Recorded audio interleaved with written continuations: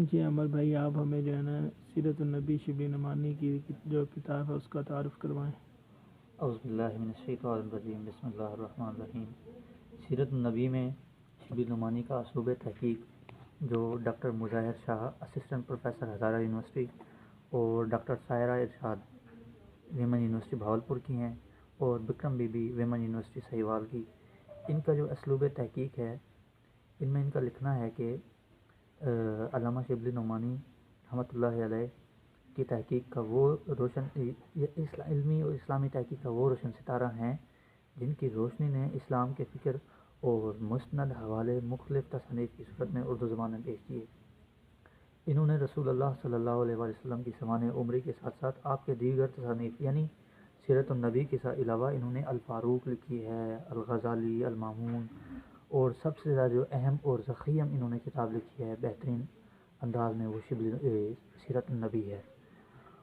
اس میں جو ہے نا انہوں نے سب سے پہلے جو بنیادی چیز رکھی ہے نا وہ رسول اللہ صلی اللہ علیہ وسلم کی حیات طیبہ، آپ صلی اللہ علیہ وسلم کے اخلاقی، معاشی، معاشرتی، اقتصادی، تمدنی، آئلی، حتیٰ کہ زندگی کے ہر پہلو سے صرف مسلمان ہی نہیں یعنی تمام انسان اس سے استفادہ کر سکیں، حاصل کر سکیں، ڈیٹیل سے انہوں نے یہ لکھی ہے۔ شبلی صاحب مغربی تہذیب سے وہ خوب واقف تھے اور ان کے یہ جو سیرت النبی لکھنے کا اصل مقصد تھا وہ مغربی مصنفین کے پیروکندوں اور سازشوں اور ان کی ان ذرائع سے یعنی رسول اللہ صلی اللہ علیہ وسلم کی سیرت کو مسخ کر امت کے سامنے پیش کرنا، جس کی وجہ سے مغربی دنیا کے جو لوگ ہیں چاہے وہ مسلمان ہوں یا غیر مسلم ہوں وہ متنفر ہو رہے تھے۔ تو ان کو جو ہے نا ان کا یہ رد میں جو ہے نا شبلی صاحب نے یہ جو ہے نا کتاب لکھی ہے۔ شبلی صاحب اپنے ہم عصروں میں انتہائی کم عمر پانے والے جیسے یہ سلیمان ندوی، اپنا سر سید احمد خان ہیں، اس کے علاوہ اور بھی بہت سے مصنفین ہیں، لیکن انہوں نے ایک ایسی یعنی کتاب لکھی ہے جو جس کی نظیر نہیں ملتی۔ شبلی صاحب کا اسلوب جو تحقیق ہے، جو ترتیب ہے، اس میں پہلے باب کے اندر انہوں نے عرب کی ابتدائی حالات، خانہ کعبہ کی تعمیر اور آن حضرت صلی اللہ علیہ وسلم کی پیدائش کے واقعات، سرایات اور غزوات کے علاوہ آپ صلی اللہ علیہ وسلم نے اس کے دوسرے حصے میں اپنی ازواجی زندگی اور اولاد اور دوسرے آئلی معاملات کس طرح رسول اللہ صلی اللہ علیہ وسلم نے سر انجام دیے ہیں اس چیز کا تذکرہ ہے۔ اس کے دوسرے باب کے اندر منصب نبوت پر محیط ہے کہ رسول اللہ صلی اللہ علیہ وسلم کی نبوت کیسی تھی، اور اس کا جو تیسرا باب ہے وہ قرآن مجید اور اس کے وجوہ، ایجاد اور حقائق اور اسرار سے متعلق ہے، اور چوتھا باب معجزات کے بارے میں ہے، یعنی جو رسول اللہ صلی اللہ علیہ وسلم سے معجزات سرزد ہوئے ہیں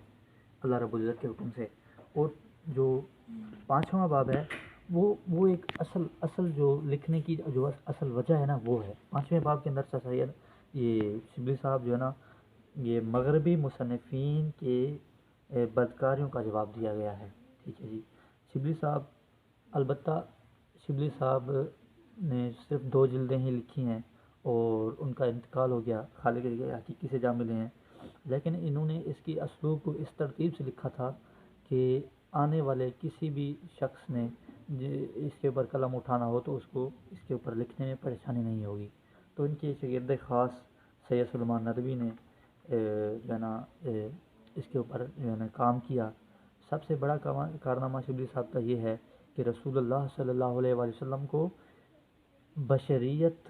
کے جو ہے نا ضمن میں رسول اللہ کو لیا کہ عظیم شخصیت کے طور پر انہیں پیش کیا کہ رسول اللہ صلی اللہ علیہ وسلم بظاہر بشر ہی ہیں، انسان ہی ہیں۔ آپ صلی اللہ علیہ وسلم کے بشری تقاضوں کو مد نظر رکھتے ہوئے آپ صلی اللہ علیہ وسلم کی حالات زندگی کا جو ہے نا ایک خلاصہ اور ایک جو ہے نا ایک اسلوب ترتیب دیا ہے۔ عربوں کی معاشرتی برائیاں ہو گئیں جیسے جوا، شراب، قمار بازی، جنگ و جدل، بہنوں سے شادی،